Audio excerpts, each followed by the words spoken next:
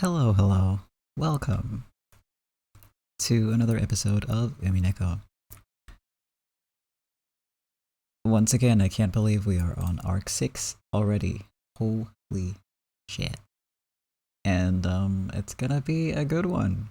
Because it always is. But we're getting closer and closer to one of my favorite moments in the whole series. And I'm hyped. I'm very, very hyped.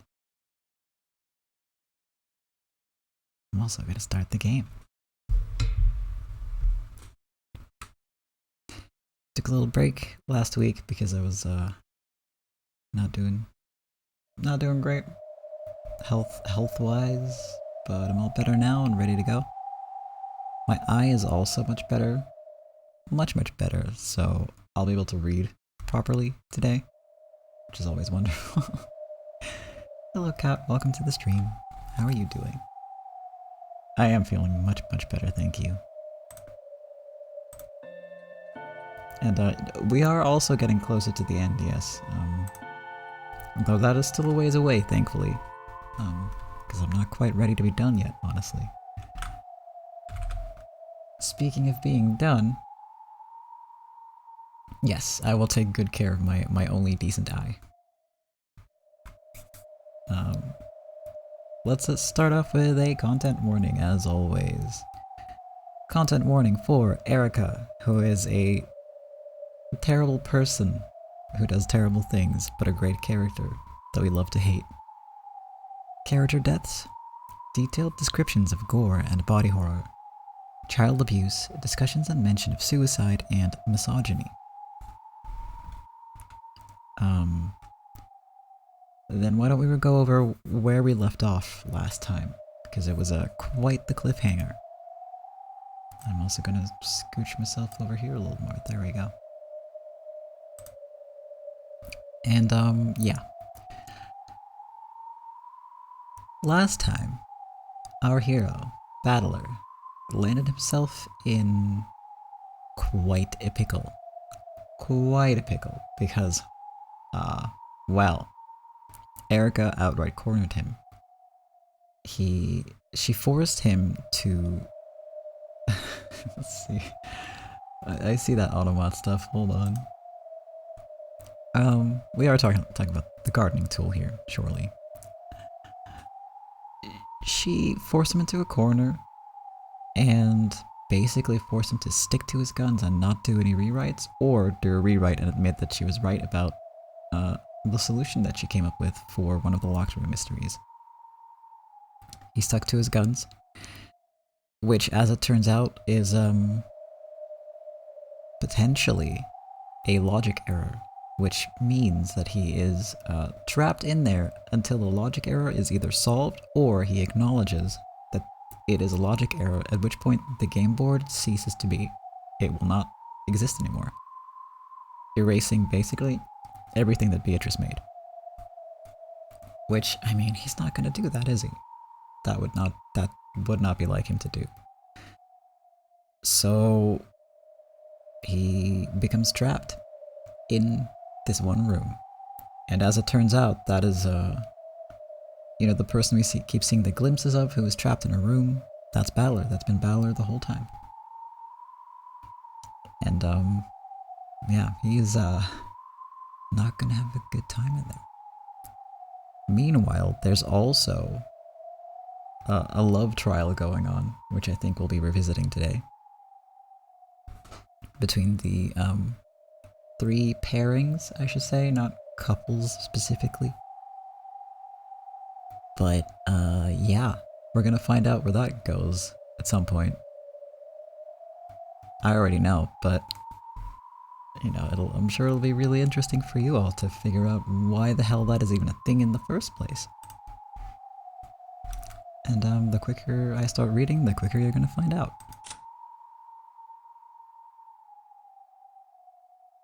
Let's see, this is it.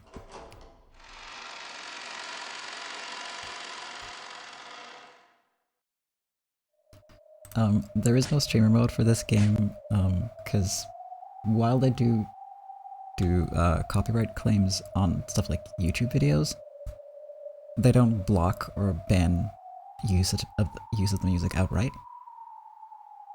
So no need for a streamer thing. It's just like, it's like video game music basically. Except it is also just really good to listen to on its own. A lot of it is on stuff like Spotify, some of it's probably on like iTunes, etc. if you use that. Soundtracks are available on the internet. So, if you like the music, you have plenty of opportunity to go and seek it out and listen to it.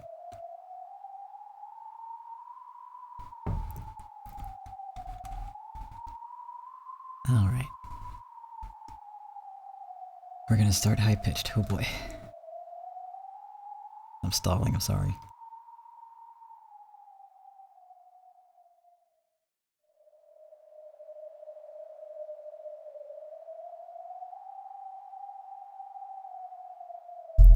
True, I really have a hard time if we start off with Lambda.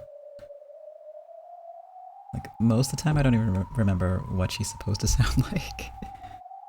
I try, but I'm not a professional yet. Lambda and detect. How dare you slander me for not being able to pronounce detective, okay? I did it perfectly that time just now. I don't know what it is with that word. Anyway. Pellerson. Pellerson. Hang in there. Hang in there.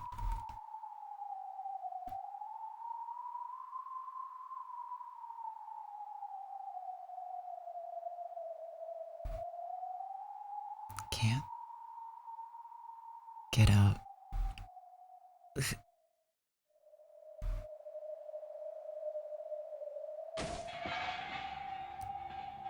Beato called out to Battler repeatedly, shaking his shoulders hard. But by now, Battler's eyes were blank. The words didn't reach him.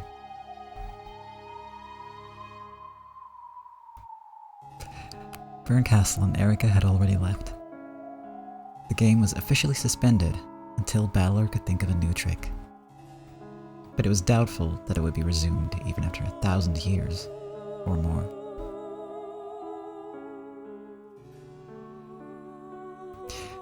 Here she is. Yeah, our boy's not having a good time right now.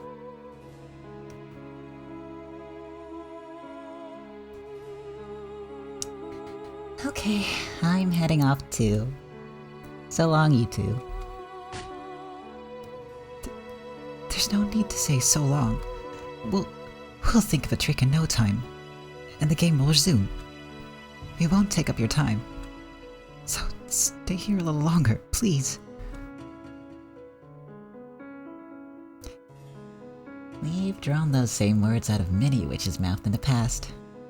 And I've heard of hardly any who've actually managed to resume their games. As far as I know, the only two are me and Bern.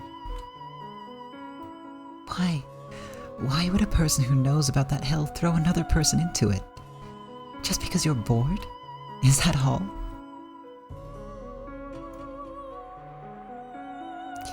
Yeah, that's all. It's to escape from boredom.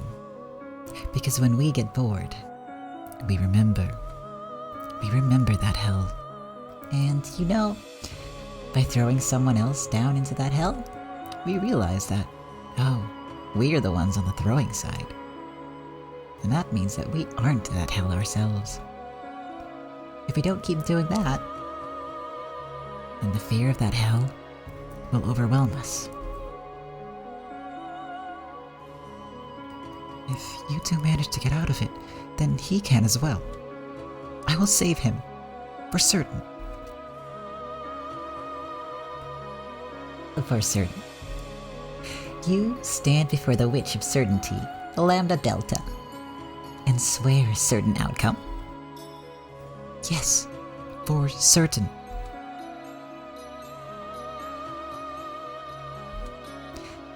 Very well. I was the guardian for the former you anyway. Though, the current you is different. I'll do you one last favor. I'll give you a parting gift.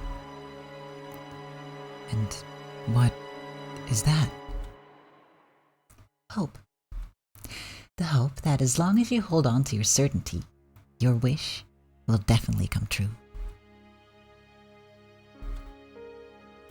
Listen, the old you was the endless witch Beatrice.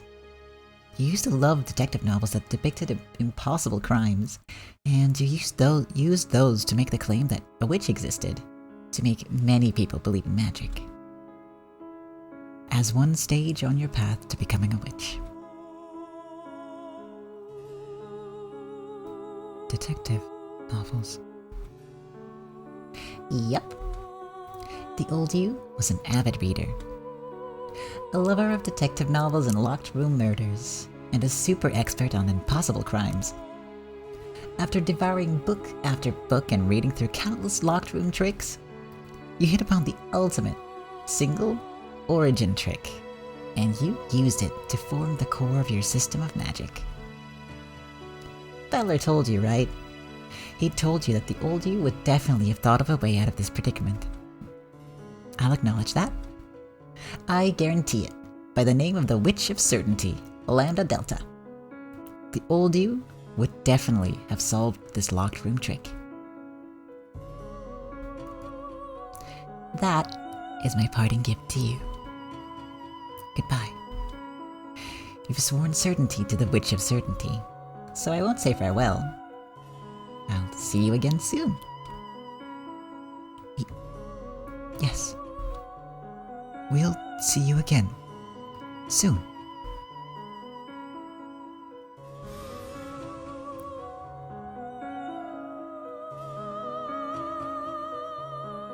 I mean, yeah. That sounds like hope, I guess, to me.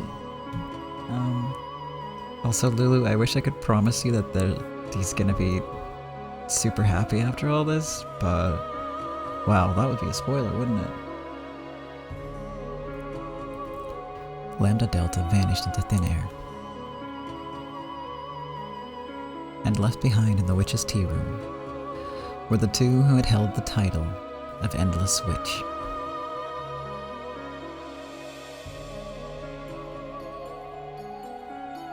One had empty eyes. The other supported the first by his side. Ironically, it was the exact opposite of how their relationship had been in the previous game.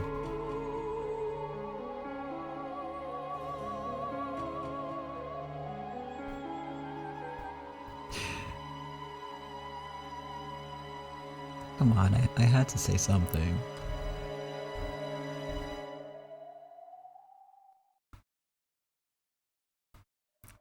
It's either ignore you guys or, tease you a little bit.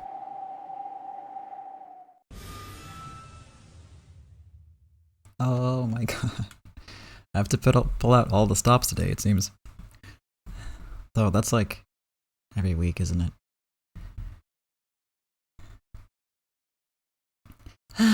Zephyr, what's this important announcement? Listen, Verver. Our image song is getting released on CD. What? Just kidding.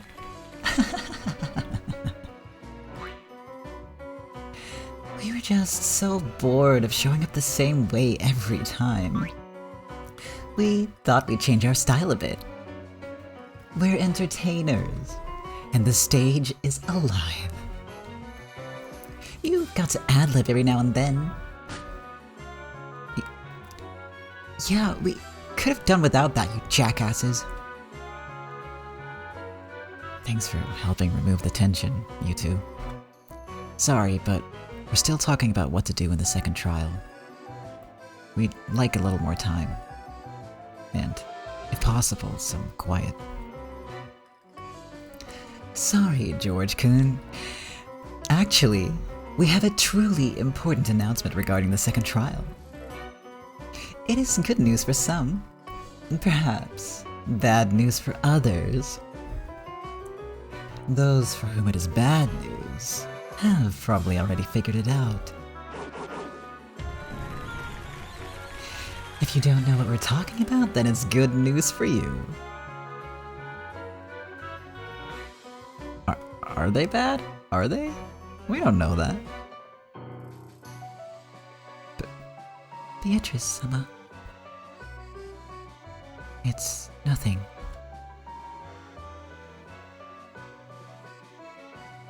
5 people were there. Only Battler was missing. And Beato's expression was dark, her head hanging low. Everyone realized that something must have happened to Battler.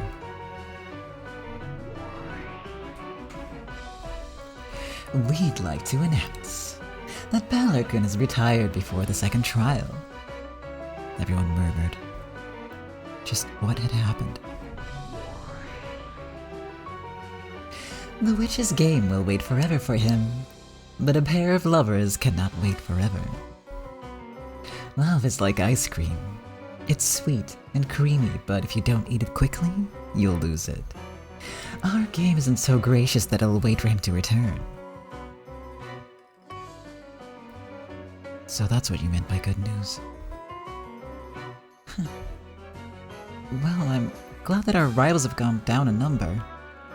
But if you thought I'd applaud another person's misfortune, you're totally wrong.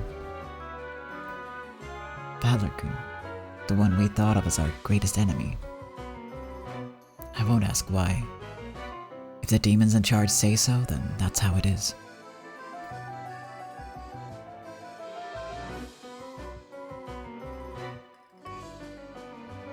Lulu, what did you mean when you said that they were bad?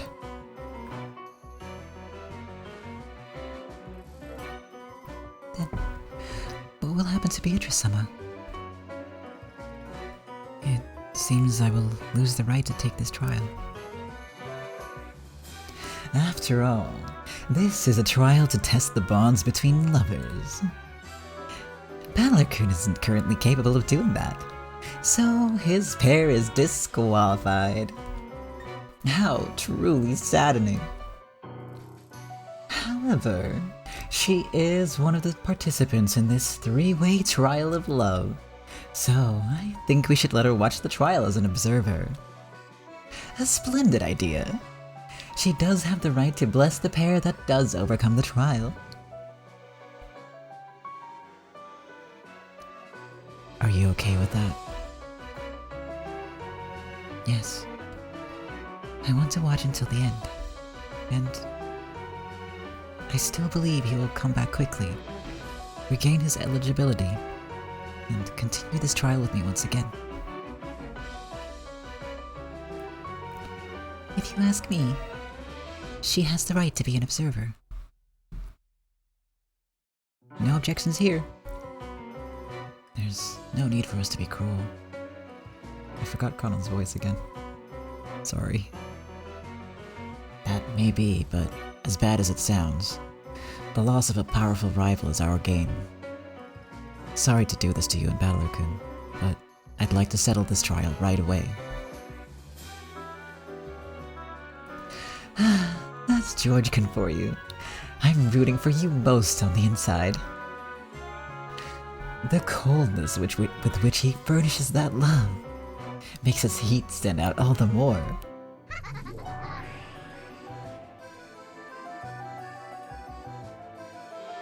At any rate, we've now gone from 3 down to 2, and the 3-way deadlock has been resolved.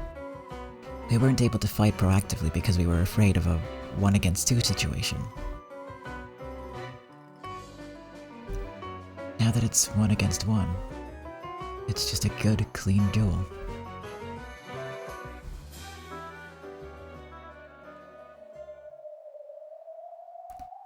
So, in the end, we find that we should have just done this from the beginning. The 4 people stood up as though responding to some invisible summons, and faced each other, glaring.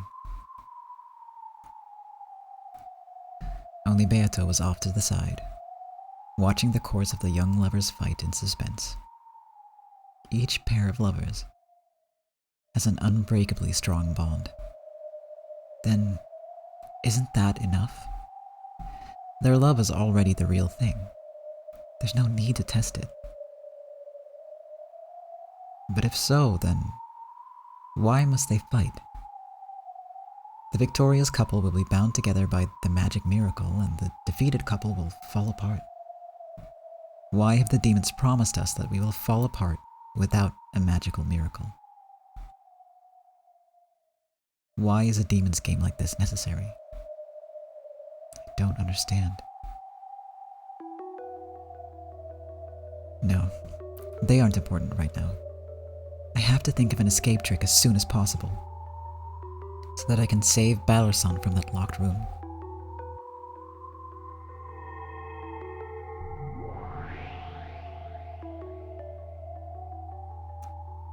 I heard about Battler. It seems things have gotten quite troublesome. One-sama, I would like to save you, as you are both my dear sister and a part of my full self. I am tackling Balor's locked room in my own way, but it is difficult. It feels almost as though an ordinary chain has been made to look like a wire puzzle.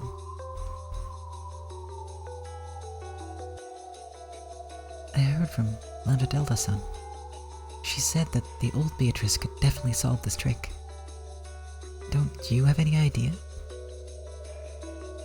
That old Beatrice is our completed form after we become one. Even I am not but a part of her.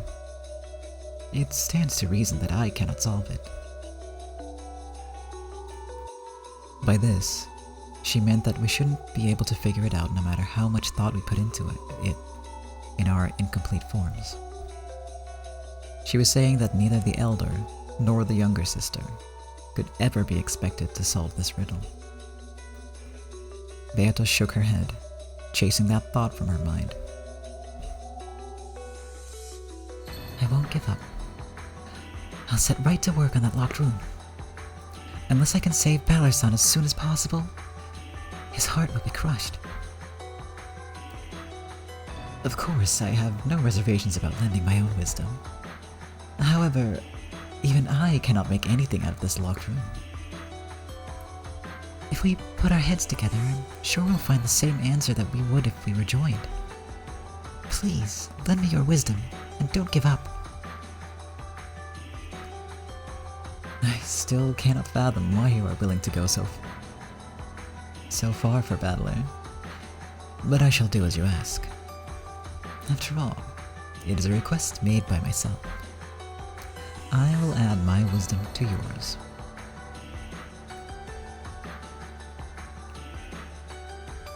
Look, Fervor, the two Beatos are thinking together.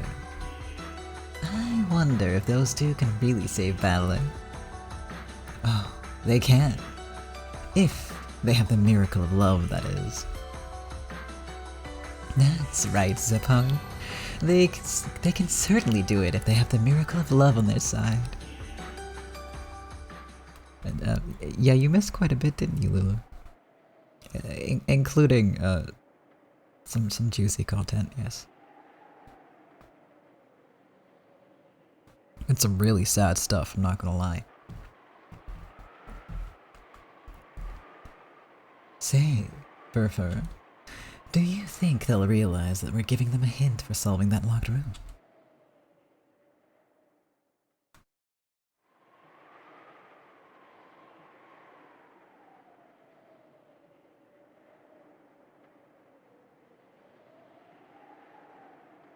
The two Beatos put their heads together, and, straining their minds with all they had, they searched for a plan to save Balor with. Juicy might be an overstatement, Lulu, but still, there was some good stuff.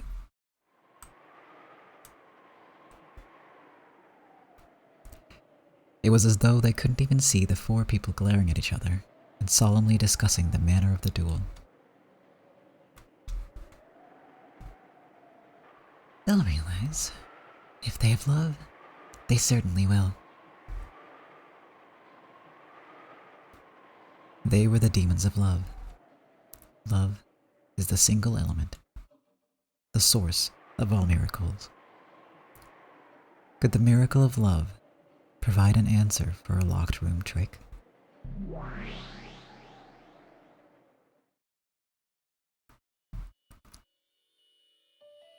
No, I meant overstatement. Sorry. It was still pretty good though.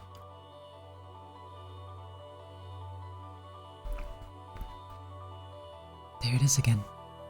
Without love, it cannot be seen. I understand how that catchphrase can describe a certain concept, but locked room tricks are pure, unfeeling mathematical puzzles without a fragment of affection built within them. Just what kind of hint could these demons be talking about? I already have an answer. What these demons have said supports that even further. Yeah, okay, you're incredible. You always know the right answer, and you'll never let me hear any of it. Going by the rule of observers, until you tell me about it, it's possible that you're just lying or pretending you don't know.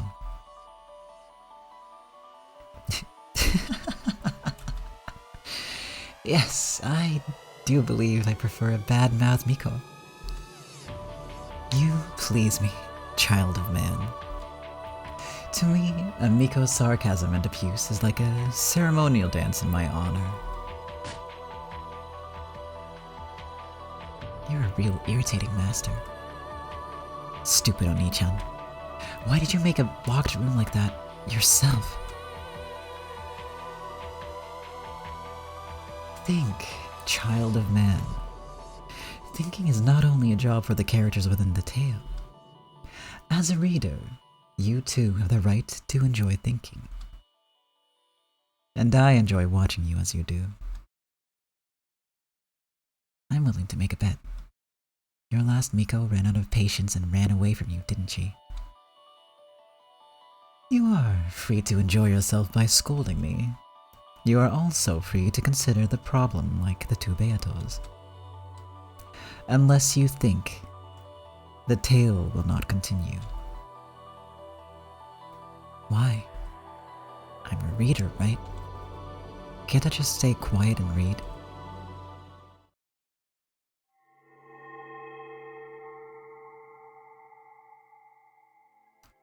No. I want you to think. Not just the characters. You, the reader.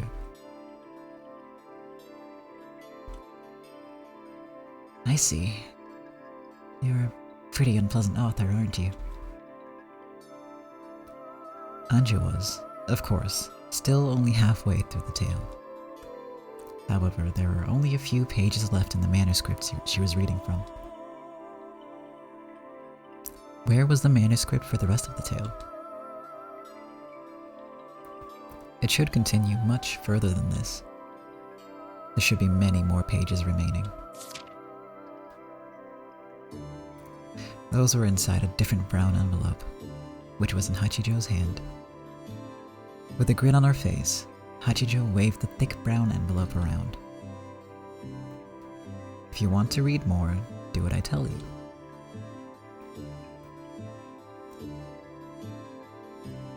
Freaking Amakusa again. Cool. Looks like she got you, Missy. I forgot his voice, I'm so sorry.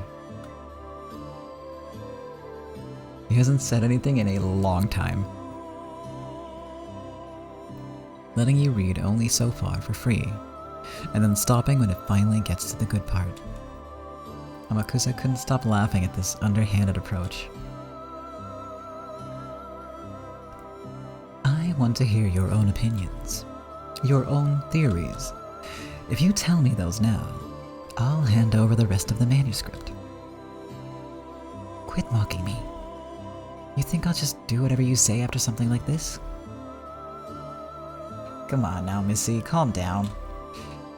I want to read on too, so please just chill a bit. About the rest of the manuscript, Hachijo. It contains the answers to the locked room trick and the truths behind a bunch of mysteries, right? Of course. However, I haven't written it in a way that will be understandable to those who fail to think or consider. One of these days, you're going to get stabbed by an obsessive reader of yours who's very upset with you. understand that, which is why I don't go out in the open. Child of man. Anyway, this is what Hachijo's trying to say. First, tell me your answer. After that, I'll let you check it. Correct, young man. I am not trying to be mean. I am asking because I want you to truly understand the tale's conclusion. Amakusa, you're really enjoying this, aren't you? Yeah. Come to think of it, you always take those TV quiz shows totally seriously. It looks like you enjoy life much more than I do. So, what miraculous trick could get Balor out of the locked room? Please give it some thought yourself. I want to give the rest of the story especially to those. No, only to those who have thought.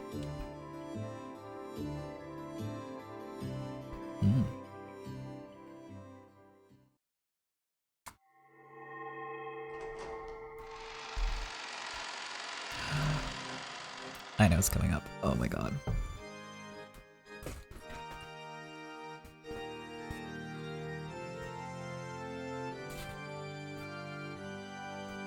Getting ready. Let's go.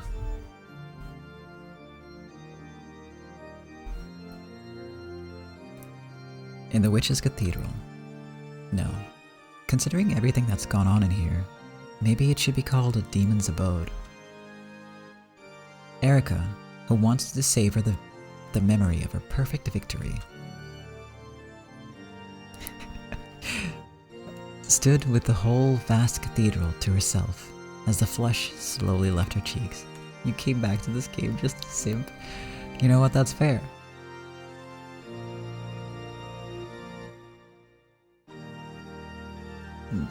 I mean, yeah, breaking out of a locked room is certainly a way to get out, but, you know, this thing has rules. Drinking some more tea real quick.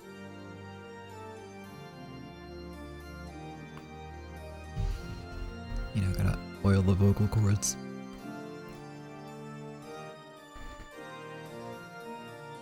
Then, on the balcony that she had thought empty, a shadow came into view.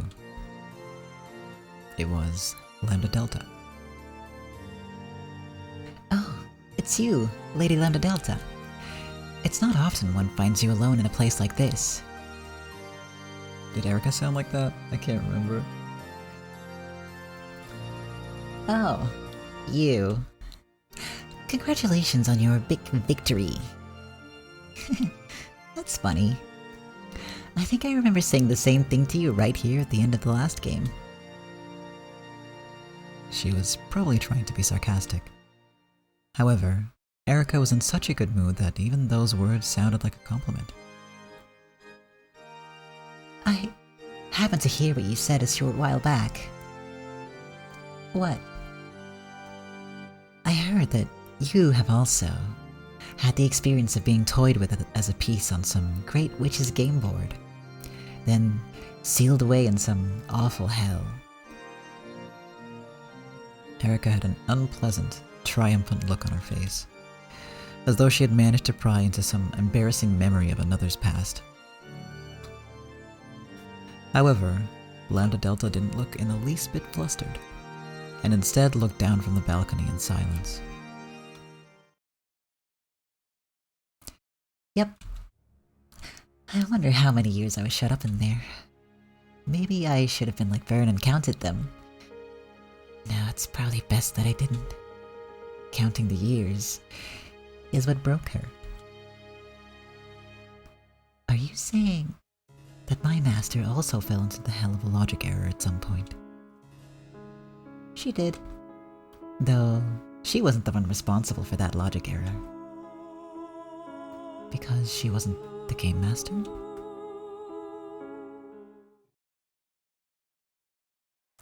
That's right. At that time, she was still a small piece that wasn't even self-aware yet. It was her master, the game master, who committed the logic error. My master was also a witch's piece. Yep. That kid's master... yes, she was a bad one. Though she created the game herself, partway through she lost sight of what her goal was. She created something like a broken game of backgammon, where the start and the goal were connected like a donut. What do you mean she lost her goal? I'm talking about a logic error. She couldn't describe how to reach her desired goal, couldn't draw up the logic to her backgammon game, so the game remained broken, with no goal at all. She should have settled down and thought of an answer herself, but instead, she despicably left even the thinking entirely to her piece, Bern. Have you heard of the infinite monkey theorem? It's the theory that if a monkey hits random letters on a typewriter for an infinite amount of time, at some point, the string of letters might end up exactly the same as Hamlet, by sheer coincidence. I'd rather call it an absurdity than a theorem. Wouldn't that be a horrible hell? Bern was forced to type randomly on that typewriter for an eternal period of time, without even knowing the meaning of what she was doing. The goal eluded even the game master herself, so she tried to get Bern to create it for her. Could Erica even imagine how horrible a hell that had been? A job that you have to do 100 times, and a job that you have to keep repeating until it succeeds with a 1 out of 100 probability.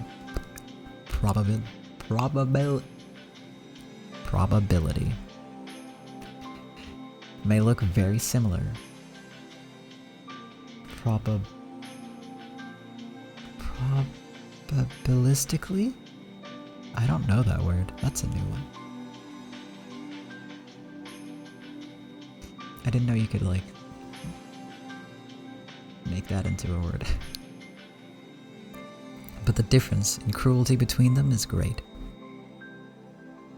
Okay, thank you. That sentence was, a challenge. When you have to do a job 100 times, you steadily approach the end, get more efficient as you become more used to it, and eventually, you can finish. However, when you have to do a job that succeeds with a 1 out of 100 probability, the hard work of the individual doesn't translate to even a slight gain in efficiency. Everything is left to luck. If luck isn't on your side, even the task of flipping a coin until you get heads can last more than 100 years. How many keys are there on the typewriter? About 100, maybe. What do you think the odds are of hitting those at random and getting Hamlet? I can't even imagine. They must be truly astronomical. That's right. A virtually infinite amount of time. For that mind-bending stretch of time, that child was made to keep pounding on that typewriter until she typed out a miracle. And that's why she's the Witch of Miracles. If she wasn't a witch, no, if she hadn't been able to become a witch, she would probably still be a black cat strapped to that typewriter for eternity. That child was blessed by a miracle, succeeded in typing out a miracle, became a witch, and returned from that hell alive. That hell was so long and harsh that her mind and heart were completely broken. That's why she became such a mean and heartless witch. Given the choice, even you wouldn't have chosen a master like her, right? That's not true. I am honored to be my master's piece. My master is strong, an oppressor of others. Trampling over the weak is her natural right. You mean she's a human on the bully side of life? Do you know how to create the greatest bully ever? No. It's easy. For just a short time, bully them horribly, and then suddenly stop and give them power instead. If you do that, then no matter who it is, they'll be reborn as a grade A bully. And what's even more incredible is, even if that person was only bullied for about 3 days, they'll reign as a grade A bully for a billion times longer than that, believing themselves the victim all the while.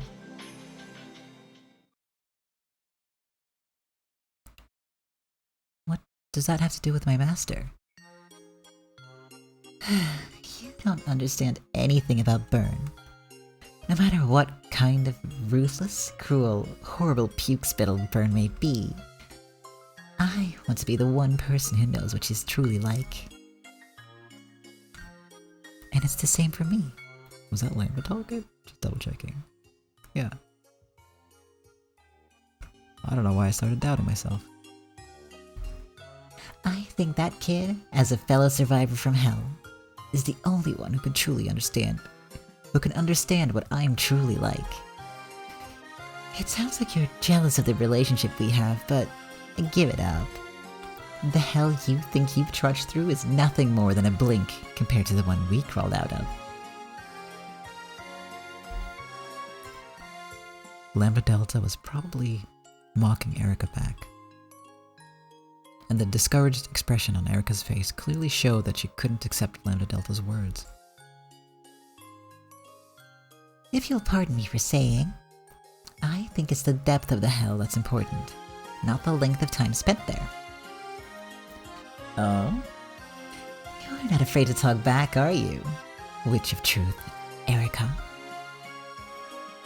I don't know what kind of hell you were in, Lady Lambda Delta. And I'm sure the time I spent in hell was nothing more than a flash compared to yours. However, I don't think the depths of my hell were any shallower than yours.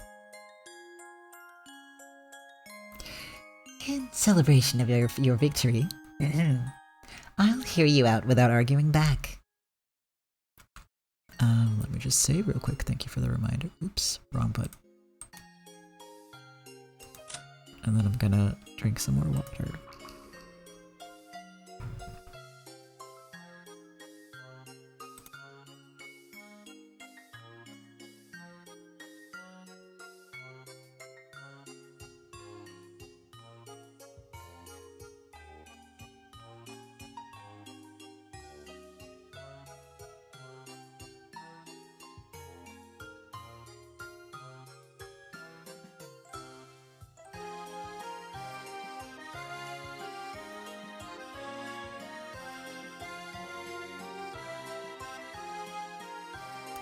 Alright, yes, water break. And also a quick, clearing my throat break. But I was muted, so you didn't have to suffer through the noise of that.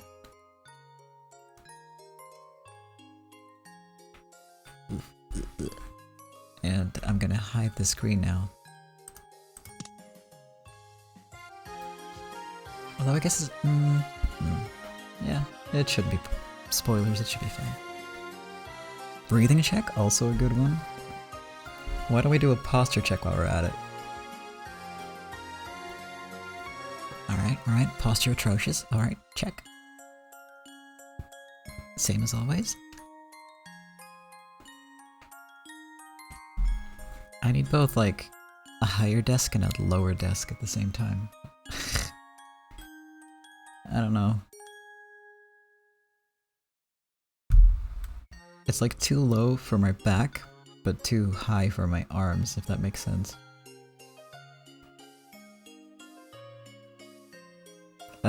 I do plan to get a standing desk at one point. And then I'm gonna be doing streams while standing, I guess. So then I can do a little dance while I stream. That seems like fun. They do sell standing desks at IKEA. I have been eyeing one of them, yeah. Maybe in a month or two.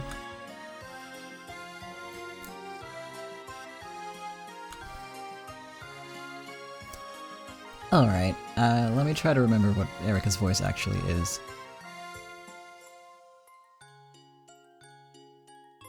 What kind of music workstation is your desk? Cool. Erica just sounds snooty, I guess. It's like high-pitched, but not too high-pitched, and then snooty. So that kind of vocally goes all over the place with me. So I guess it's fine either way. Alright.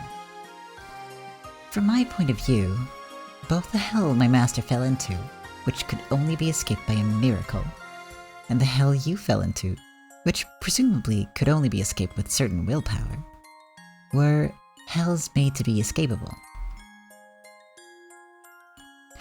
Really? That's a bold thing to say. I am the Witch of Truth. In the depths of my hell, there was nothing more or less than the truth. When faced with the harsh reality of truth, no sort of willpower or miracle matters. I reached this place by overcoming that truth. I don't believe my power to withstand the truth is in any way inferior to yours, or my master's. And what is this power to withstand the truth? Those who don't know cannot understand. Perhaps your inability to look that in the face is the reason you two couldn't become witches of truth.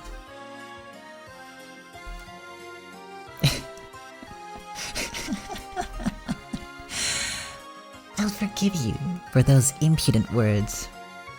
Letting them pass with a slight nod is my present to you for your recent victory. Thank you very much, great Lady Lambda Delta. Oh, that's unusual. It's rare to spot you two getting along. Bern, I think Erica almost just got murdered. At some point, Berncastle had appeared on the opposite balcony of the cathedral. Erica, noticing her, cried, "My master!" happily and dashed over. Lady Lambda Delta was telling me old stories about you. A tale of miracles fitting for my master, the Witch of Miracles. I'll forgive you just this once. Huh?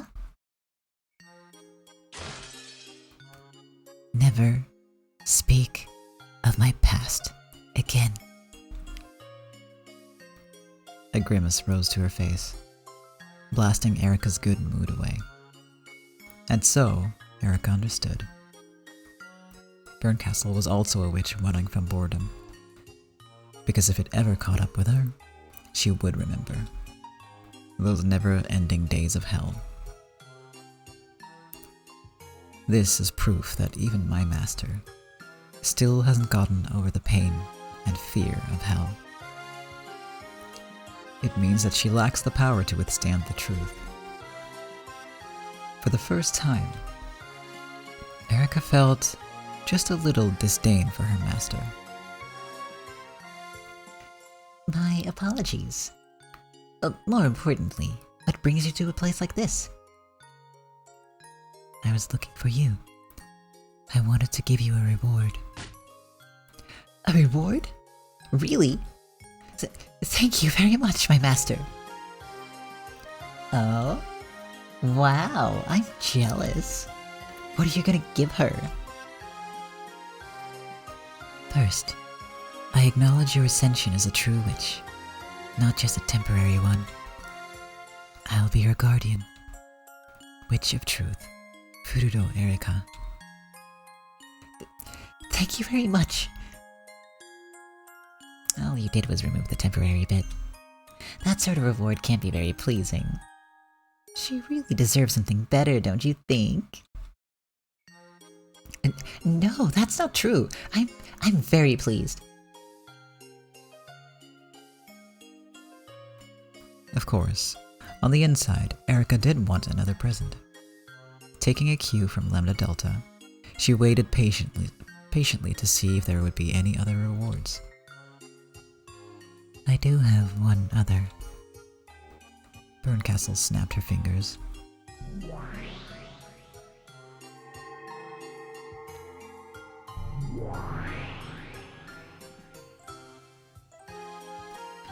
As she did, a cloud of gold butterflies gathered and summoned battlers sitting in a throne at the center of the cathedral. Of course, his eyes were blank. He was still an invalid, his heart trapped in the locked room that he would never be allowed to escape from. That man is your reward. My reward is valor? Oh, I see. She's saying she'll make it so that you inherit all of his game board's territory. That's right. Look at Valor's finger. He's wearing the ring of the one-winged eagle, symbol of the territory lord. If that becomes yours, you'll become the official lord of this territory. I don't mean you'll be under my charge. In name and reality, this territory will be yours. So, I need to take that ring off Balor's finger? Don't be silly. There's only one ceremony where a woman gets a ring from a man's finger, right? Erica, take Balor as your husband and become the wife of the territory lord. Marry Balor? Yes, that's right. If the territory lord is never to wake again, he'll need a partner to serve by his side and act as his proxy. In other words, you will control this territory. And we'll hold a wedding where you'll exchange rings. Balor's territory lord ring will become yours. And in exchange, you will put a ring of servitude on Balor's finger. For eternity, you will rule him, debase him, and use this territory and game board to weave whatever tale your heart desires. Furudo Erica, you will be the territory lord. Any tale you wish will come true. The territory lord is a god. Congrats, you'll be the god of this small but wonderful world.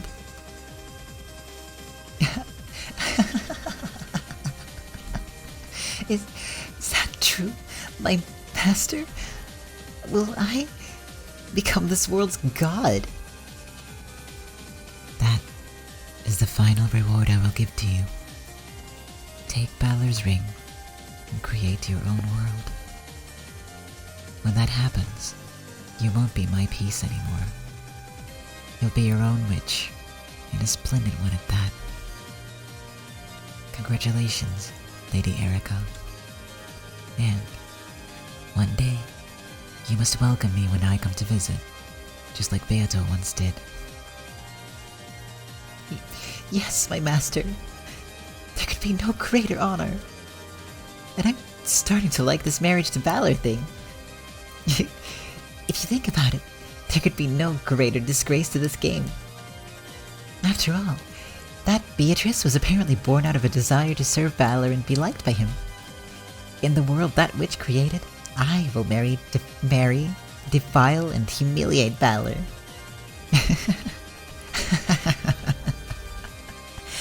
Oh yes, I understand. I so understand how painful it feels to have the one you love stolen away from you.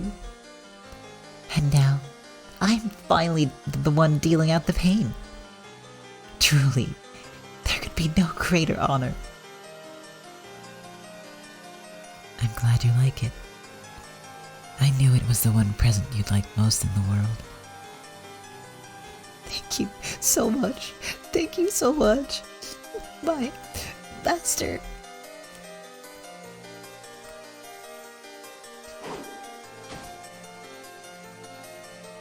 Erica leapt down from the balcony and walked briskly towards Balor. Then, she peered down at the reward she had been given.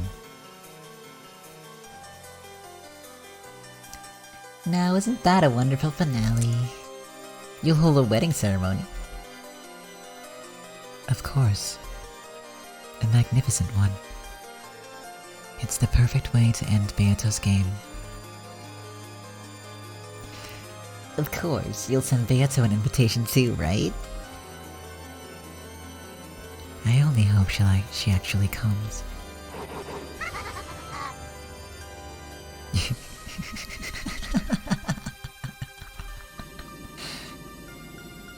Alright, things are going to get busy. We have to prepare for the ceremony, make programs, send invitations. Don't forget the wedding dress and the cake. And you need to get things ready for the reception. The two witches disappeared, cackling. Only the two who were to be wed remained in the cathedral.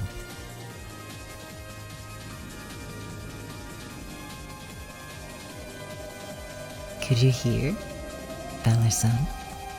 Do you realize what's about to happen to you? Damn.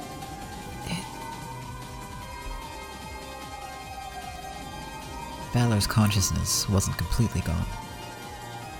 It was very distant, but he was slightly tethered to reality. And that was what made it cruel. It was as cruel as though the spider called Erica had wrapped Valor up and was eating him while he was still conscious. In fact, she might have been more like certain kinds of wasp, paralyzing her prey and keeping it alive so that she could eat it later. In short, her cruelty was very similar to that of a predator. You won't be able to get out of that locked room. After all, you used all that red truth to show that it was a locked room. So, stop worrying and just let yourself be trapped in there forever. While you're spending time in there, I'll take my time defiling your body. I'll have our bedroom lined with mirrors. That way, you can see just how you're being humiliated with your own eyes.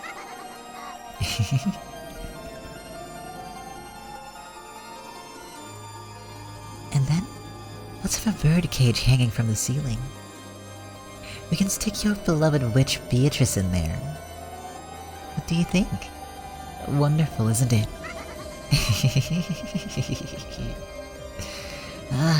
I can feel it. This is how sweet it is to be standing on the other side.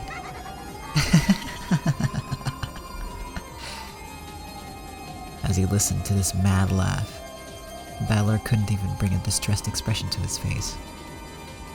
His heart was still trapped in the locked room he had created. And his body and soul would soon be trapped within a new locked room of Erica's. A locked room called marriage.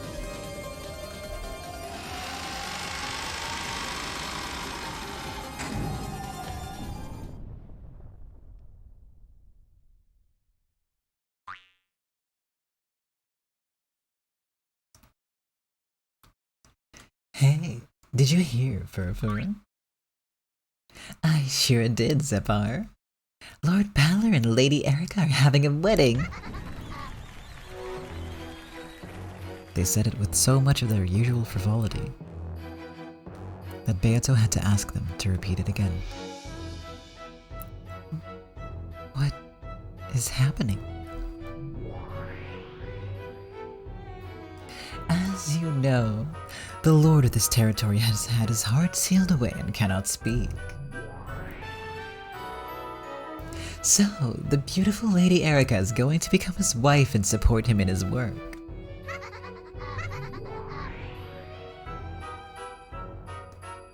The two demons explained the situation in a very simple, yet dramatic way. I know what's going on. They're planning to take advantage of the fact that Balor's heart is sealed away and use marriage to lock up his body as well, so that they can steal everything from him. At this rate, Balor will have his position as Game Master, and his Territory Lord's ring stolen away.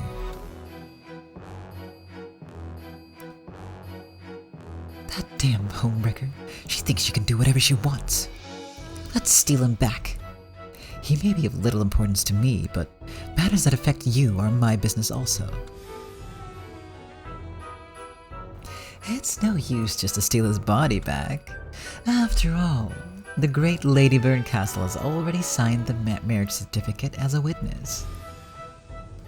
With the great witch of the Senate serving as a witness, no one can dispel the union except for those who are a part of it. Then, it's as I thought. Unless I can rescue Balarson's heart from that locked room, there's no way we can save him.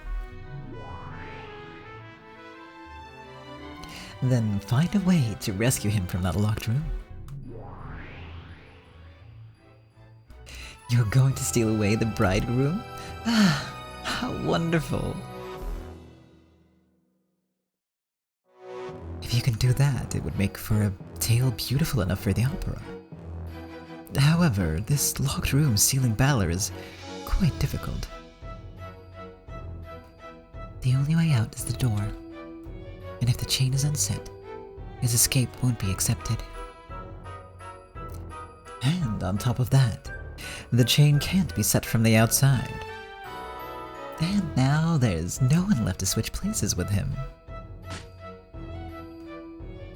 No matter how you think about it, we're stuck. If we give up, we won't be able to save him. The only thing we can do to save him now is to keep at it and keep thinking. Though Beato looked as though she was about to burst into tears, she clenched her fists tightly. She was so frustrated with her inability to think of any brilliant plan that her heart felt as though it would burst. Zephyr and Furfur, you two are known as being among the most powerful of demons. They say your magic can make the impossible possible. Could you not use your power and knowledge to work out a plan for crushing this impossible locked room? Yes, love can accomplish any impossible thing. If you can't accomplish something, it means you lack enough love. Hearing that hurts. But we are moved by the strength of will that prevents you from giving up. Because you have that, we're sure you can bring about a miracle.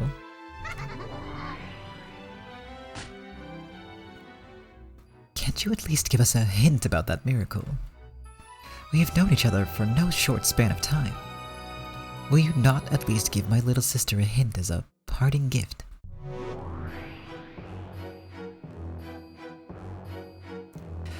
A hint. We are always giving out hints.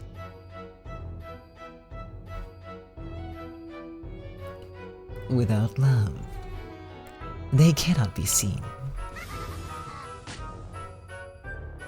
If we could see them, I would not have asked. These two are always like this. It staves off boredom, but they can become very irritating at times like this. Zephyr and Furfur certainly were demons who possessed a great power. The power of love that they bestowed had created several miracles in the past. Miracles so great that they left a mark on human history.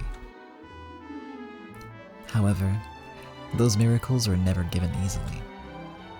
They would give trials, tell riddles, and sometimes help the truth be realized, so that those who desired power could create that power themselves. No matter how pitiful the eyes that looked up at them, the two demons would never lend their power out of pity. As it is with God, it is with demons. They help those who help themselves.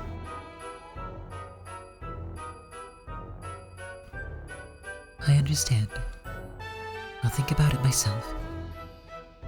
I swear, I will free him. Look upon her, demons. When last did you see a girl so pure of heart? As the demons of love, don't your hearts ache even a little? Come, let's have a hint. Surely you could give us a hint to a hint at least.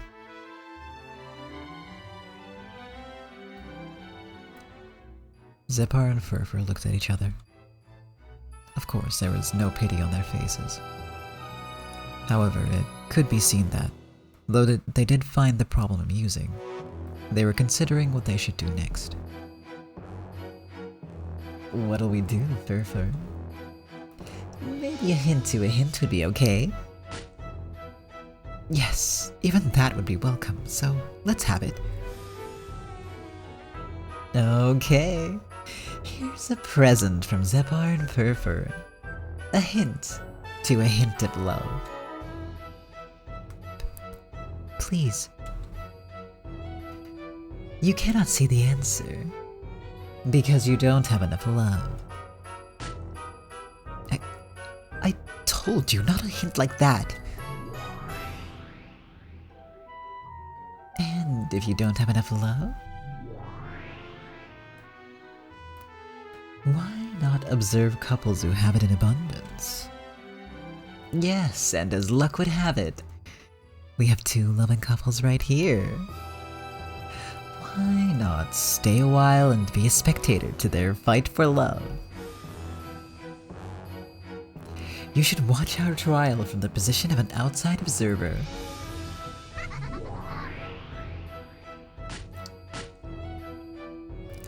Will you listen?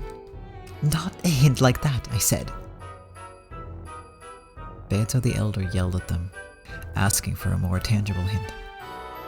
However, Zephyr and Furfur just giggled and ran about like rats. That's kinda rude. Beato, on the other hand, took their hint to a hint seriously.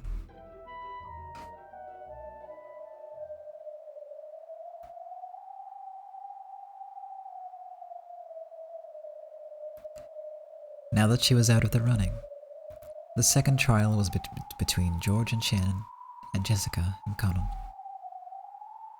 Tear apart the 2 who are close. In other words, defeat one of the members of the opposing team. They were allowed to use any method they wanted. It could be a duel, or it could be rock, paper, scissors. After alternating many times between speaking as a group and discussing things as couples, finally, the 4 of them seemed to have reached a decision.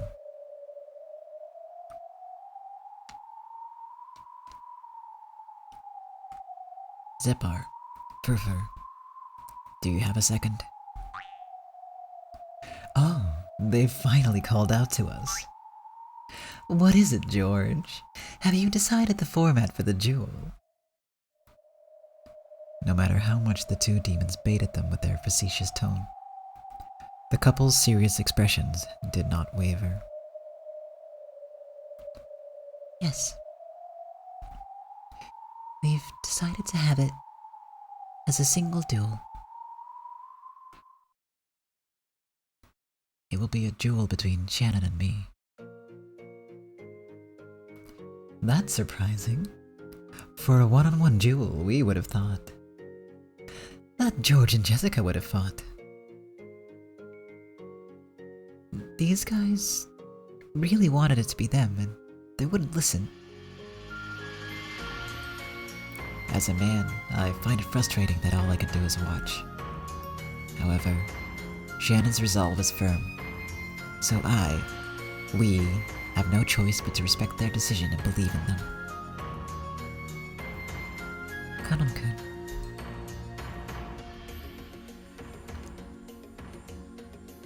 Thank you so much for believing in me. I've always thought that if the day ever came when we had to fight each other directly, then we shouldn't shy away from it. And we realized that that day is today. Of course, we might have been able to avoid it this day. We might have been able to avoid this day specifically. However, now this day has come. So, we will not run from it. That's right. I'll stay right here too. Me too.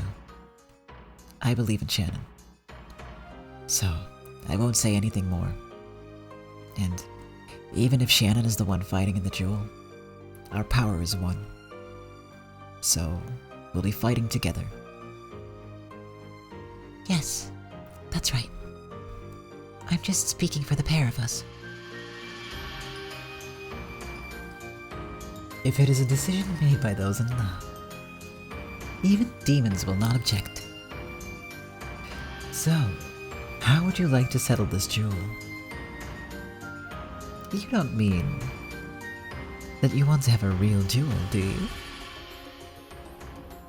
At once, both Shannon and Connor nodded.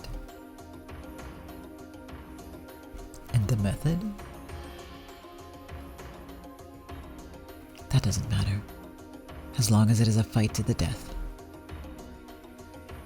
If possible, we would like it to be peaceful and painless. And we would like to avoid wounding each other unnecessarily before one of us dies. Zepar, we should be the ones to oversee this noble duel. True. Very well, you two. We propose a noble duel, one that will honor your noble spirits. When Zepar clapped loudly, a case with an old design appeared in the air and landed between Shannon and Connor. Furfur nodded at them, urging them to open it. Connor crouched down and opened the case. There were a pair of antiques inside. They would have looked splendid hanging on the wall at some classy coffee shop. However, they were not mere decorations now. These are... I see. Just perfect for a jewel. Inside the case was a pair of old-fashioned dueling pistols, like the kind used many centuries ago. Yes, this was a dueling pistol case, which was only permitted to be opened by those who wished for a fight to the death. They have one bullet each. In accordance with your request, we have imbued the bullets with magic. No matter where on your body they hit you, these magic bullets will bring certain and painless death. And I also would like to know at what kind of cafe they would have guns hanging on the walls. Maybe in America.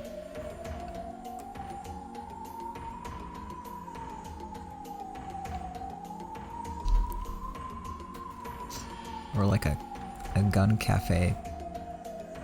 It's like a cat cafe, except all the cats are guns.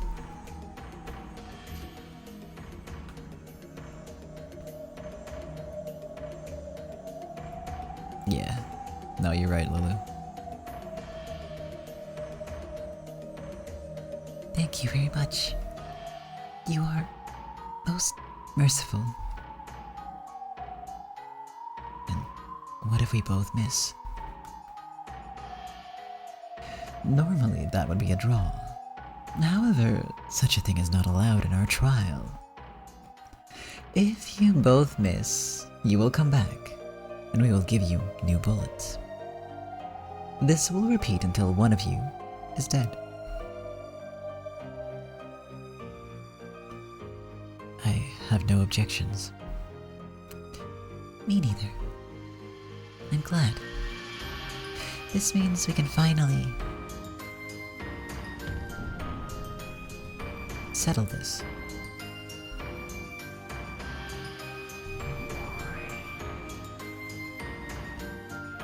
Ushiromiya George, I recognize you as the witness for Shannon, nay, Sayu.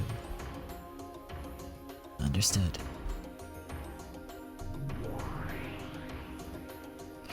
Ushiromiya Jessica, I recognize you as the witness for Kanon, nay, Yoshiya.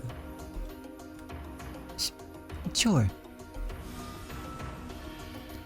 We are responsible for this jewel. It is our responsibility to see that this jewel reaches a decision, no matter what.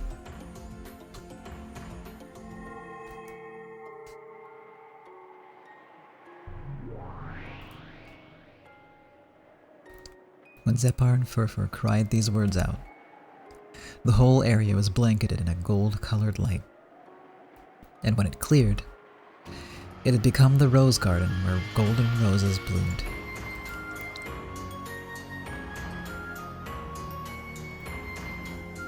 A jewel over love, is it? How old-fashioned they are. I have seen many jewels with pistols during my 1,000 years, but I have never seen one like this.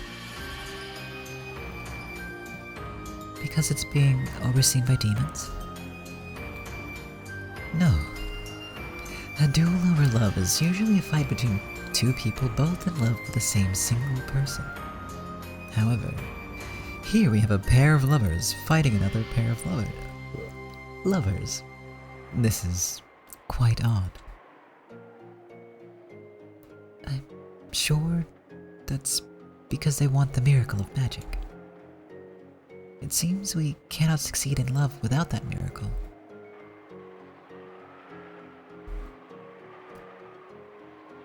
Do you know the minimum number of people needed to create a universe? Huh?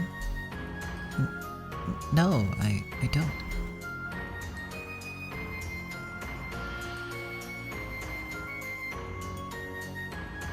Shannon and Connell each took a pistol out of the case, returned to their respective witnesses and checked the weapons over.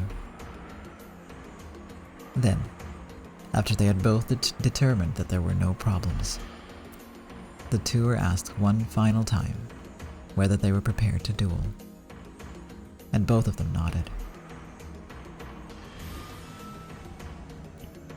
Excuse me one sec.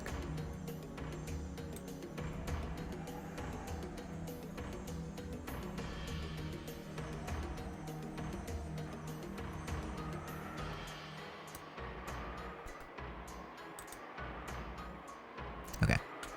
As for how many people you need to create a universe, I will not comment because that would be a spoiler. Not gonna lie, my brain is still half on the gun cafe. If there are no problems, the duelists shall stand back to back, then walk a predetermined number of steps away from each other. Then, the duel will begin on our signal. Zepar, how many steps should they walk? Good question. Well, maybe we should choose a number that is closely bound to this duel. A number closely bound? What number is that? It's a number we know of well. It is that number which has been repeated over and over again since the time this tale began. That number is 19. Gun Cafe, my beloved. To be clear, it's awful and I hate it. It's a very cursed idea, but that's what makes it interesting.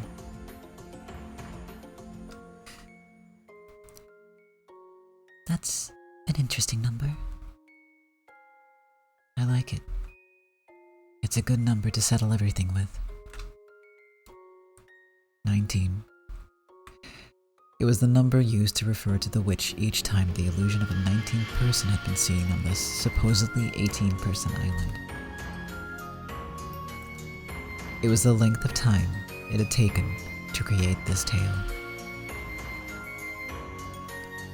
It was the length of time leading up to this inevitable day.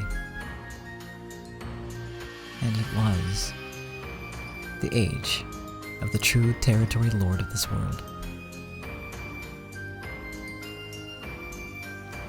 They'll stand across from each other, then walk 19 steps and shoot. That's pretty far. At that distance, the first one to shoot won't necessarily be the winner. If one of us shoots first and misses, that will probably be the end for them. And if it hits, this easy game can be won without even getting a scratch. Well then, jewelers, stand with your backs together.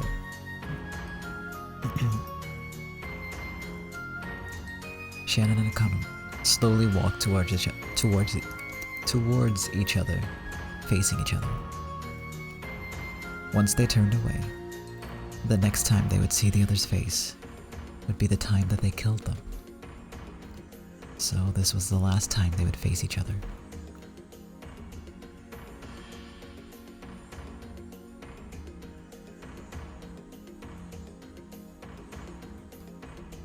Thanks for everything. Having a little brother like you made things fun. Thank you for letting me be me. Thank you for showing me the color in the world of gray. Why were we born, I wonder? It would have been better if we had died at birth.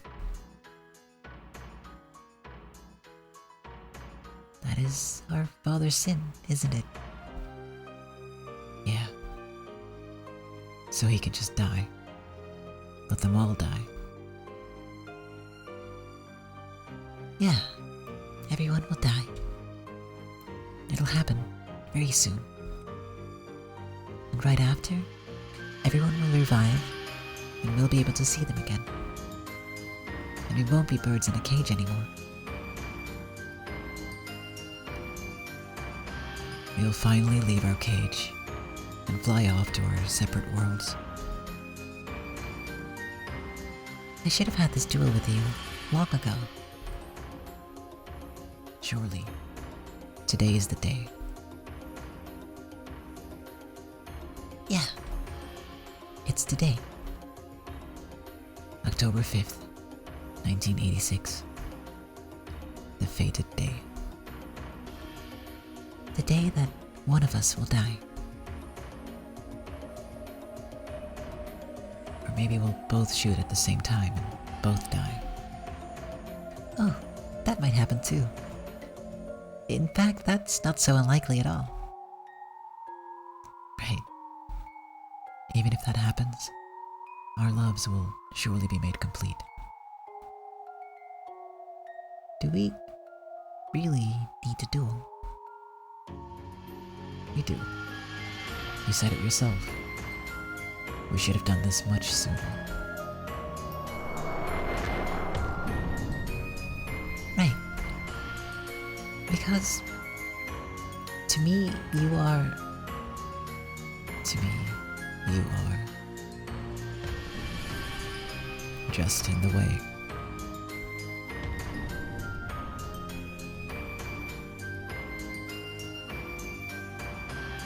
For the first time, the intent to kill flashed through the eyes of both. Why? For what reason? Why must this day come for this pair, who are connected by a bond different from romantic love, as though they were real siblings? It's a great mystery. And also a great mystery is the question of how this can be the key towards unlocking Balarson's locked room.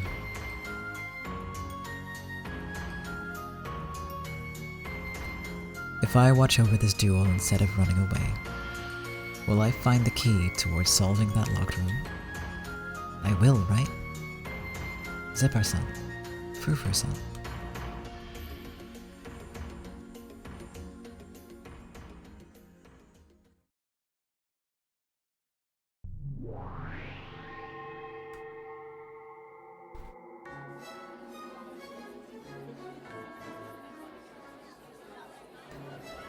The cathedral was beautifully decorated to be the place of the wedding between the Territory Lord, Lord Battler, and his wife-to-be, Lady Erica.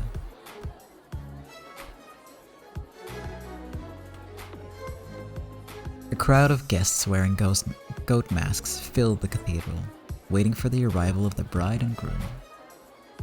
Fitting for a demon's wedding, it was not solemn or quiet, but cheery and noisy, brimming with activity.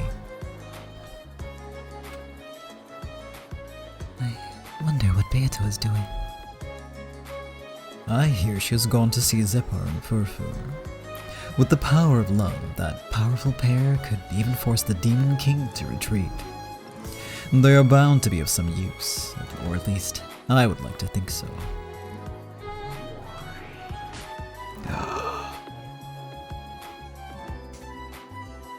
I know all about those two. I think you know as well as I that they won't hand over their power easily. True. However, that is why they are capable of granting a miraculous power. At any rate, if we can just free Balor-kun's heart from that locked room, we should be able to manage something here. Locked rooms are your favorite, aren't they, Gap? Can't you think of any tricks? This is a nasty one. Balor and Eric have locked it up tight with all kinds of red truths. I can say for certain that a solo escape from the inside is impossible. So, after all, the only way is to have someone else trade places with him and set the chain. If that someone does appear, it should be easy to save Balor. There are 11 people, right? Those 11 are sealed on the second floor of the guest house. If we could somehow slip them out of there. I see. Solving the problem of Balor-sama's locked room is equivalent to solving the problem of either locked room on the guest house's second floor. Exactly. Limiting your thoughts to just Balor's guest room is like being trapped in a mental locked room. The locked room we need to break open to save Balor isn't the guest room. It's the locked rooms in the guest house. Yes, our queen is back. Also, are those glasses? Does our girl have glasses? What a time to be alive. Most unfortunately, we of Eisene Jungfrau have been placed in charge of these two rooms. Those two rooms. And you guys specialize in seals and barriers. I must admit, I am impressed, Miss Gap. It is quite an achievement to realize that the locked room you should destroy to save Balor is within the guest house. The ceremony will probably begin soon, but shall we reconstruct the scene as a way to kill time until then? Are you sure? Doesn't this violate the obligation of confidentiality you have as Lady Erica's piece? That is no problem. I am sure that if you first confirm the seals around the scene and fall into despair, we will all be able to celebrate this ceremony more sincerely. How confident. I'll take that challenge. Leah, let's have ourselves a little snack before the ceremony. With that, dear ladies of Eisene, we humbly ask that you reconstruct the scene for us. For your attention, we hear and obey.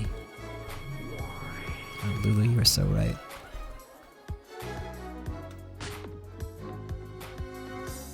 This is the cousin's room. The next room over has the exact same layout. Please investigate as thoroughly as you like. This room has Genji, Goda, Kanun, plus Kraus, Rudolph, and Jessica, for a total of 6 people. The next room over has Hideyoshi, George, Shannon, Kumasawa, and Nanjo, for a total of 5 people. Come on, everyone, don't be stupid. It doesn't matter who's here. We need to find out how to escape from this room. You're right. The door and windows are sealed, so we must somehow escape from some other place. you know what? I know all about how you heaven people specialize in pressing ahead to hide inconvenient facts. It's not a locked room, is it? This room. For your attention, I beg to inform you of the following. The locked rooms in our charge are perfect. You were in charge of the window seal of Kinzo's room last game, right? Just how did Balor get Kinzo out of that room again?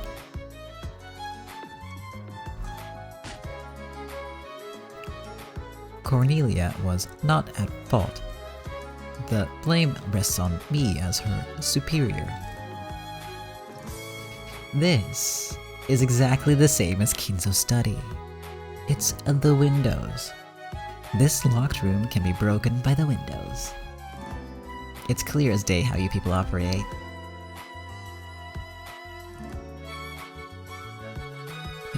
How? Lady Erica sealed the entire room, right? That means the entire room is sealed, including the windows. I see. It would seem that we have been misinterpreting the definition of these seals. A locked room sealed by duct tape is not impossible to break out of. It forms no prison. That's it exactly. Yes, a seal proves that a room is a locked room, but it doesn't guarantee that the room will remain sealed. All it does is prove that the room is a locked room as long as the duct tape isn't broken. We are not trying to deceive you in any way. As long as the duct tape is intact, it is guaranteed to be a locked room. That is all. Then why the windows? Why is it that we can break the locked room by the windows? It's simple. We just tear the duct tape apart and jump out. I don't know what the outside wall of the guest house is like, but that girl crawled up it and stuck duct tape on the outside without anyone noticing, so it must have at least enough footholds for that. If you break the duct tape, we will immediately know that the seal has been broken. And we have already proven that the seals were intact at the time of Balor's logic error. True. It's true that at that time, you proved that the seals weren't broken. That's how you tricked us into thinking that it was a locked room. A seal doesn't necessarily imply a locked room. So Lulu, are you okay? Gap was the demon who specialized in putting an end to locked room mysteries. She drew herself up and looked down on the short Lenore, as though a challenge such as this was like taking candy from a baby.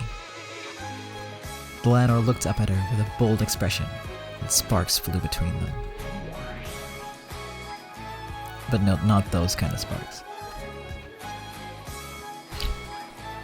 That seal doesn't imply a locked room. That can't be. Remember, Leah, which seals did Erica and the others show us at that time? Which seals did they show were still intact? I see. This is the sort of falsification that the Great Court of Heaven likes to practice.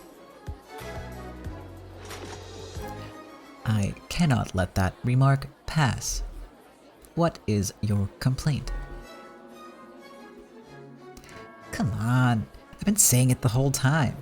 It's the windows. It's true that you sealed everything with those seals. That included the windows at that time. And you proved that at the time they were sealed. So far, so good. But you know what?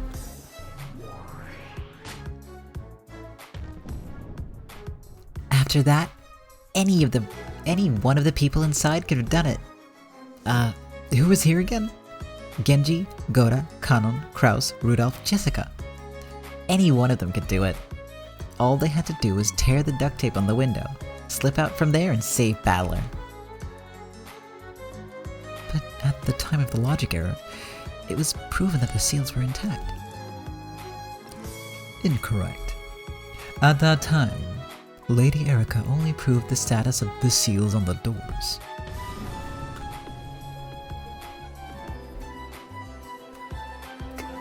Come to think of it, at that time, Lady Erica just showed the doors of the 2 rooms and claimed that the seals were intact for each.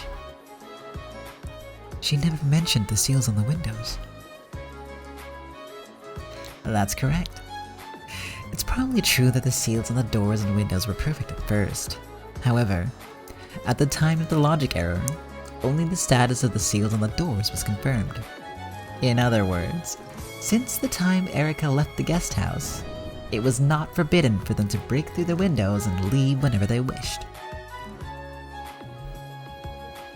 Well, I've got you now, haven't I? This is how you people do things.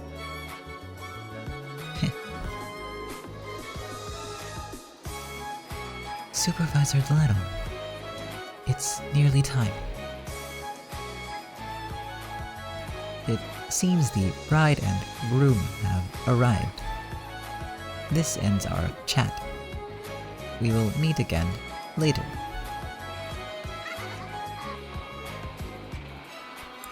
With an amused grin on her face, Delano turned around. But that had to have hit her where it hurt. Gab had no intention of letting her get away. She grabbed Delano's shoulder. Wait there. Confirm whether or not the seals on the windows were preserved at the time of the logic error. If you don't, it's possible for anyone in that room to save Battler. And who do you think such a rescue would be possible for? It doesn't matter who. Then, just by personal preference, I'll name Kanon-kun. He seems agile, and hiding his presence is his specialty. He's the perfect person to follow after Erica and quickly change places with Battler-kun.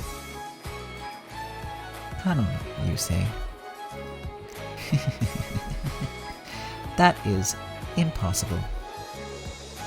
Impossible? Come now, we can't trust what you say with normal words. Use the red truth. Swear upon that red longsword of yours. Miss Gap, a sacred ceremony is about to begin here. You ask me to draw my sword in a sacred place such as this? I believe that would be inelegant and rude in the extreme. Let us do this some other time. If you would excuse me.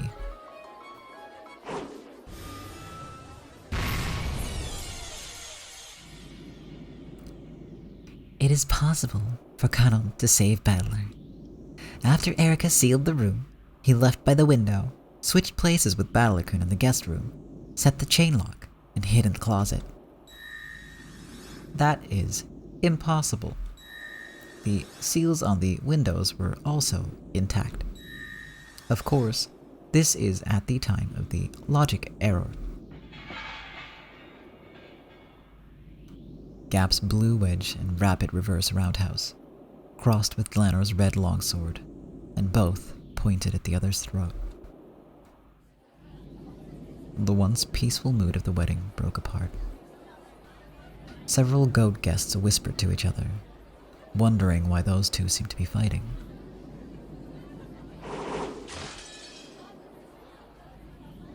Okay, so you can counter that. Why didn't you just say so in the first place?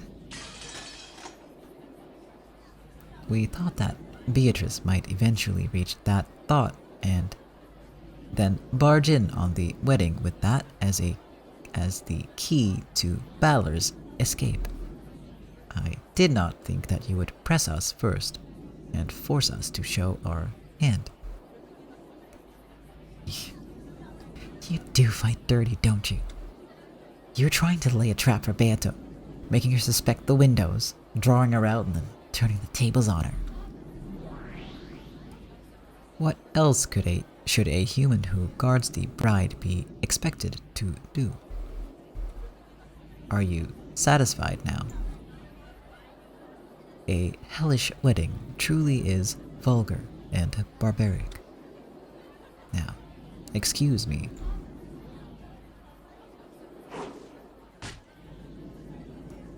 Hold it right there. You haven't fooled me yet. You were talking about the seals blocking Kanon, the ones on the windows of the cousin's room, right? Then what about the windows on the next room over? All you've done is shown that the rescue would have been impossible for Kanon. There's still a chance for the humans in the next room over. How very persistent.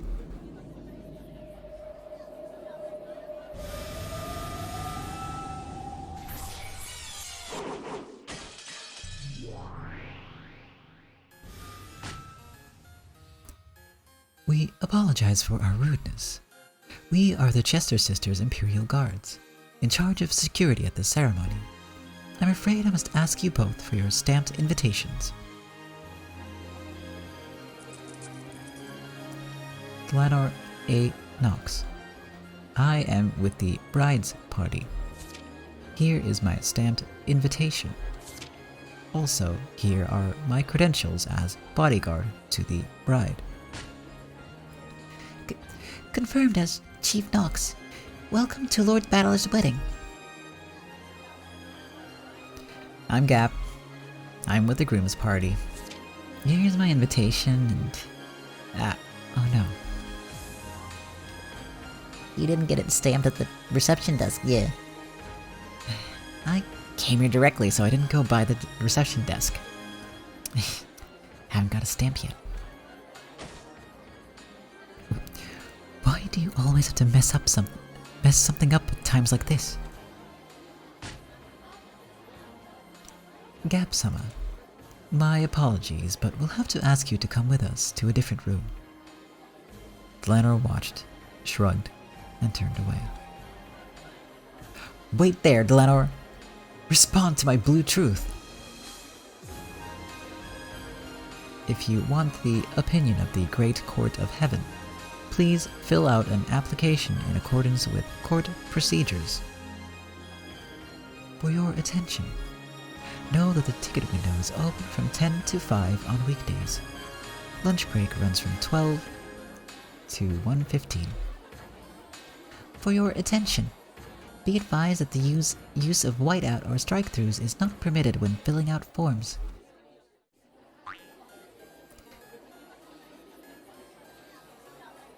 There's a rumor that a certain event I won't name refuses applications for the same thing, yeah. That's an urban legend. Probably. What? I will provisionally accept that blue truth verbally. It will be put on hold until the proper forms are received and multiple submissions are not allowed. I don't understand. Can you respond to my blue truth or can't you? If you fill out the application on Monday, we should be able to have an answer for you by the end of next month. Multiple submissions are forbidden, so the blue truth you just spoke will be unusable during this wedding ceremony.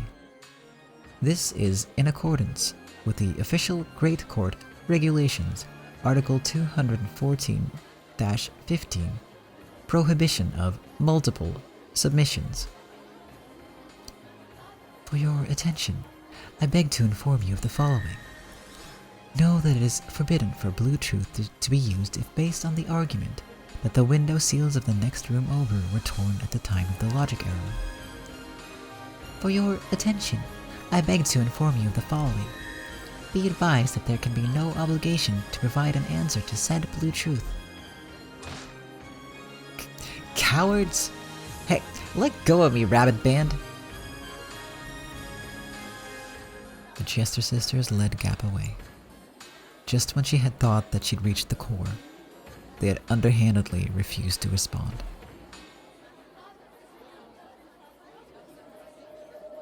However, this was a big clue.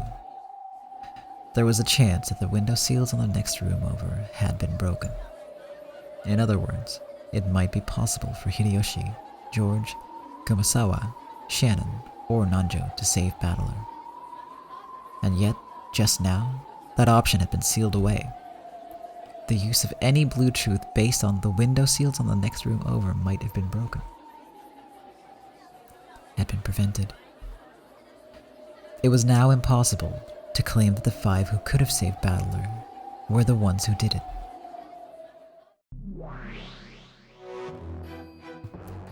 What the hell? That's low. Isn't that the answer? I also noticed that they hadn't proved that the window seals were intact. But if that can't be used for blue truth, what are they supposed to do? Yeah, I know. You're gloating again because you alone have discovered the answer. My apologies, child of man. I am stuck on this just like you are. Huh? What are you saying? I also realized that the windows of the next room over were left available. However, I never imagined that the use of that argument would be prevented. Doesn't this completely violate the rules? I mean, how can a quiz be fair if you can't say the right answer? Isn't this a logic error for the other side? We can also view the fact that the tale is continuing as proof that it wasn't a logic error. In other words, there's some other answer completely unrelated to the windows of the next room over. Or it may be possible to explain, without discussing the windows, how one of the 5 in the next room over could have come to Balor's rescue. Not discussing the windows means getting out of the room without using the windows. That would make this next room over a locked room again. Yes, that is why I am also stuck. Because of these strange seal proclamations, the 2 rooms have once again become locked rooms. Most likely what? If you're so vastly intelligent, what kind of answer have you found? There is no answer. No answer? What do you mean, no answer? There is no way out, except for the windows of the next room over. And yet, we are not allowed to include those windows in our reasoning. There probably is no answer for this locked room. Then what happens next? Since no answer exists, defeat is absolutely certain for whichever player is burdened with the responsibility of explaining. But then, they're out of moves to play. In other words, that statement of Blanner's was, in a way, the final blow. That means it's checkmate. No, one move does exist. However, that move is one that can never be used again. And it is also a part of Beato's heart. You mean one of the greatest mysteries of this tale? Precisely. If he uses that, there may be a chance.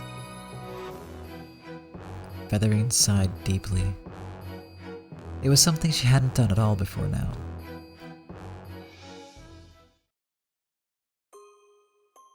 I see.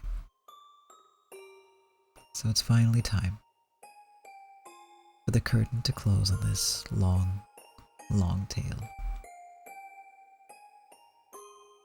Revealing that mystery means finally killing Beato. Battler is probably the only one qualified to do that. If he weaves that tale as the game master, no one will be able to stop it now. Very soon, the greatest mystery of this tale is likely to be revealed.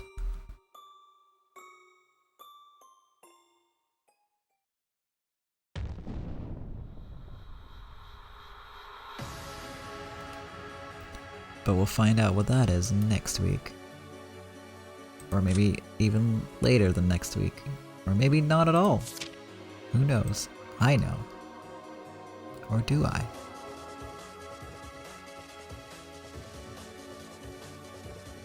Yes. That was perfect timing because I kind of wanted to end a little earlier because I have to be up early. So hey, that's very convenient for me and my sleep schedule. Although I do apologize.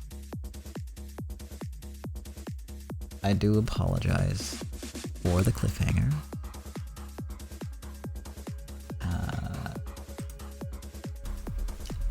But y'all also know I'm not sorry at the same time, so, you know.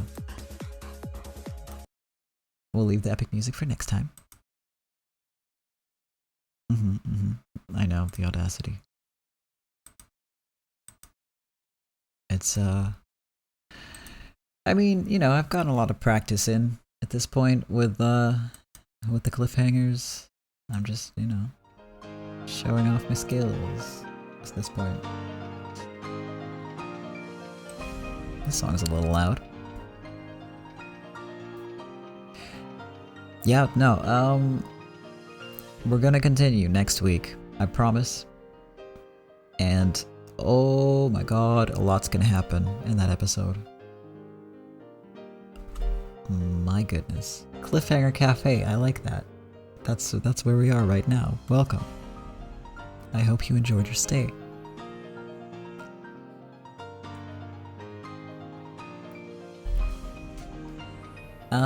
Yeah. That's all I can say. You know, cliffhanger's necessary. I promise it will pay off. It'll be worth it. And I'm really curious to see what you guys think is, you know, the great mystery at this point. But I also know that it's not easy to figure out. So no pressure. Just keep thinking.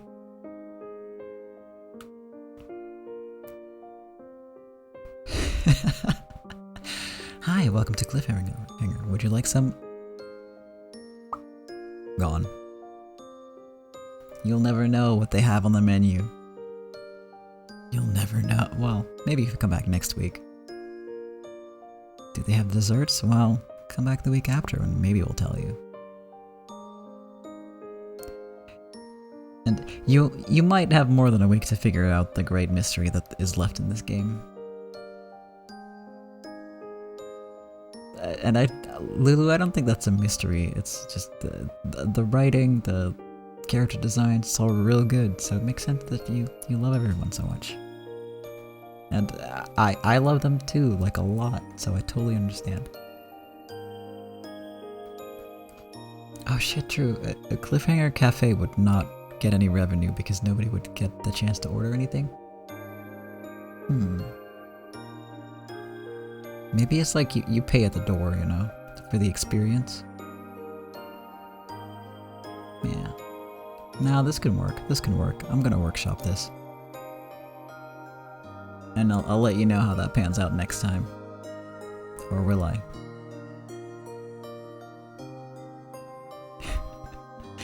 Anyway.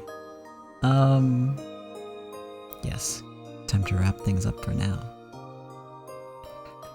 Next week's episode is gonna be a ride. Let me just tell you that right now. And I'm hoping I might go a little longer if I can.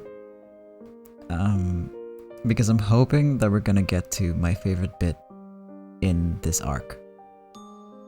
We'll see. We'll see how that goes. If we get to that bit, that means that there are only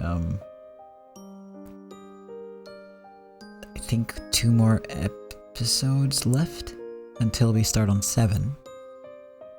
Or maybe like 1.5. So that's cool. We're really making good progress here.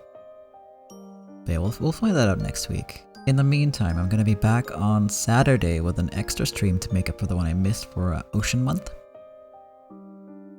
And then again on Monday with just a regular old stream.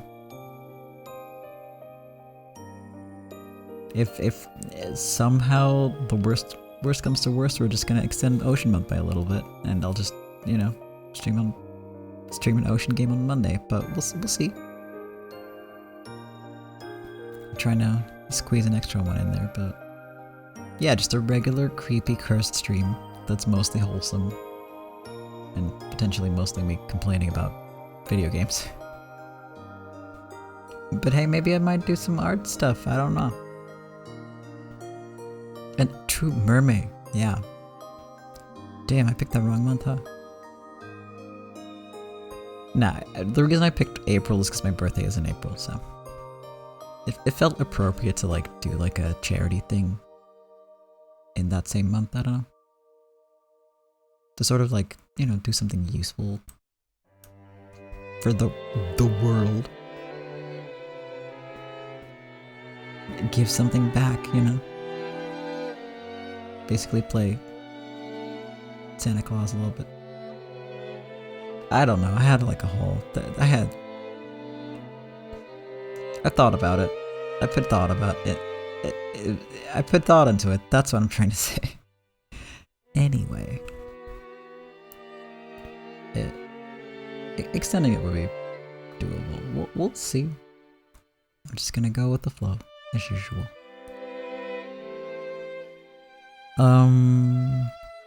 I've got a couple of busy days coming up, so the VOD might be a little late on YouTube. But as always, I'm gonna aim to have it up before the next episode. Should be just fine. And all that's left is for me to say goodnight. Thank you for being here, whether you're in the chat, or lurking, or if you're watching a VOD, or you're on YouTube. Whether you're like 10 years in the future watching this, who knows? I appreciate it. Thank you so much. I hope you enjoyed the story. I hope you had a good time. I don't know why my audio's so loud. It looks really loud. It might just be me. It doesn't matter. We're done here for now. Sleep well. Have a good day. Have a good night. Have a good week. And I'll see you all again soon. Bye bye.